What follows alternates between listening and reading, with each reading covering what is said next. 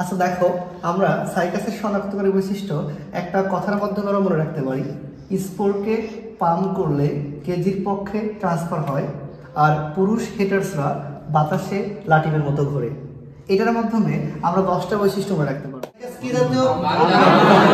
Pump জাতীয়। সাইকাসের মূলকে কি মূল বলা হয়? কি মূল?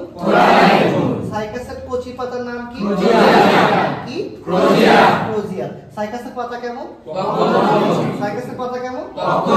সাইকাসের মধ্যে কি আছে? কি আছে?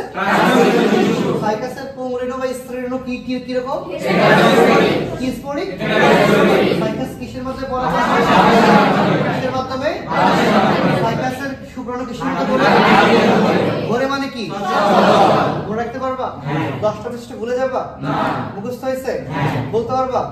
সত্যি কথা? ওকে, বুঝতে পারছি। Thank you so much.